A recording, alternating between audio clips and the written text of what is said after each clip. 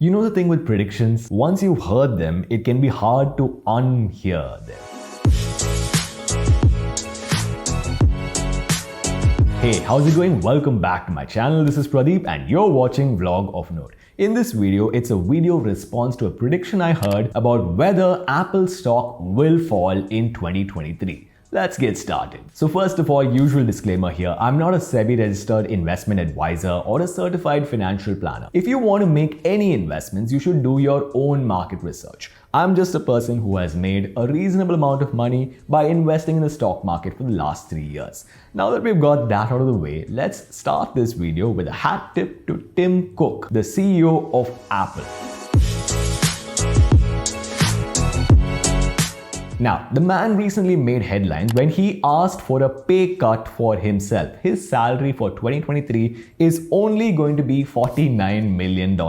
Obviously, most of that is in stock-based compensation, but still, it's a pretty big step and it's a 40% decline from the previous year. He took over Apple in 2011 and at that time their market cap was $350 billion. Today their market cap is over $2 trillion. In the space of a little over 10 years, he has increased their market capitalization by $1.5 trillion.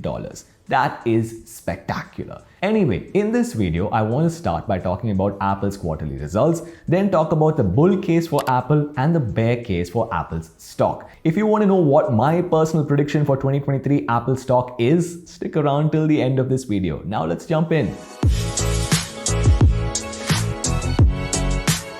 So let's begin by talking about Apple's quarterly results, which they gave out in October of 2022. They were, in a word, remarkable. Apple had revenue of $90.1 billion, which was up 8% year over year, and they had an EPS of $1.29, which was up 4% year over year. Obviously, their EPS kind of struggled a bit because it's a challenging macro environment. Anyway, two callouts from their earnings. First of all, their Mac sales, their MacBooks and iMacs, that was up 25% year over year, and primarily that's because of the M2 processor, which is revolutionary. Secondly, their services revenue that came in at $19.2 billion for the quarter. That's up 5% year over year, but their CFO did say that because of exchange fluctuations, they lost 6%. So if you add that back in, their services revenue would be double-digit growth at 11%. Obviously, their services revenue largely comes in from their App Store commissions at 78%, you know, the Apple tax. But interesting to note here that their services gross margin is 69% as opposed to their product margin, which is only 35%. So those were Apple's quarterly results. Incredibly challenging environment, incredible results. Now let's talk about the bull case.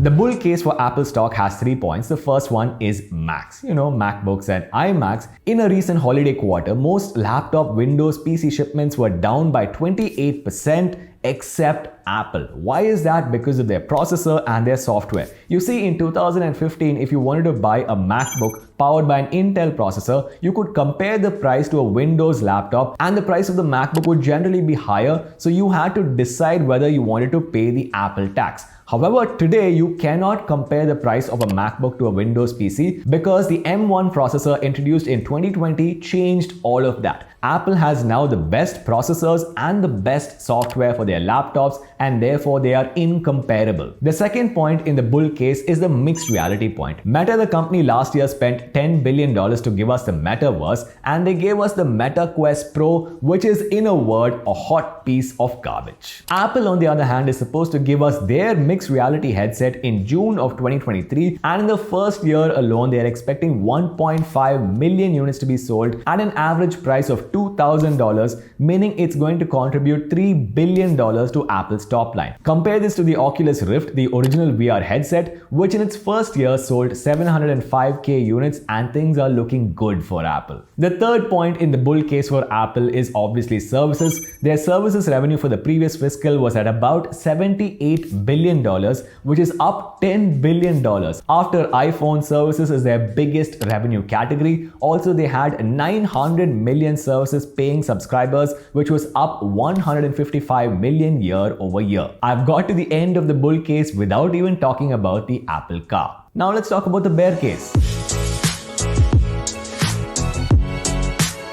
The bear case for Apple again has 3 points. The first one is the law of large numbers. You see, in 2023, Apple is expected to grow their sales by $12 billion, which is a staggering amount of money, but for Apple, it's only 2.7% increase year over year. Obviously, this is because of the challenging cost environment, but Apple's growth could be slowing down. That's why Warren Buffett has said that he would find it easy to grow $1 million by 50% every single year, but because he works with so many hundreds of billions of dollars, he only grows at 20%. Bottom line, something cannot grow for a long period of time at a high rate of growth. Eventually, the law of large numbers will catch up to you. The second point in the bear case for Apple is China. China plus one. Tim Cook created the Apple supply chain in China, and China today accounts for over 90% of Apple's supply. JP Morgan says that India will only account for 25% by 2025, and obviously Apple is going to continue to rely on China for the rest.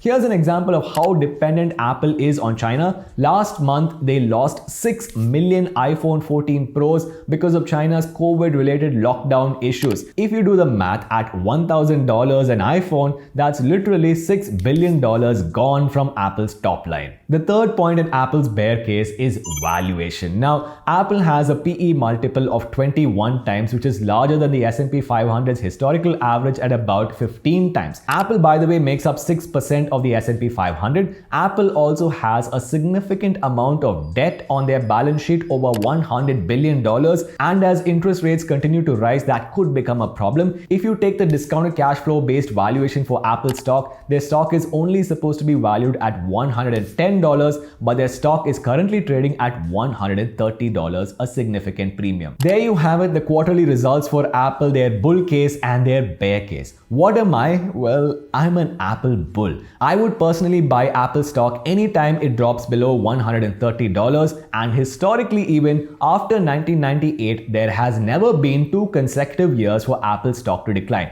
Meaning, historically speaking, in 2022, if it declined by 26%, in 2023, it should rise. If you have any contrary views, I would love to hear them in the comment section down below. As always, please go over to YouTube, subscribe to the Blog of Note channel, ring that notification bell so that you never miss a video, and I will see you guys in the next episode.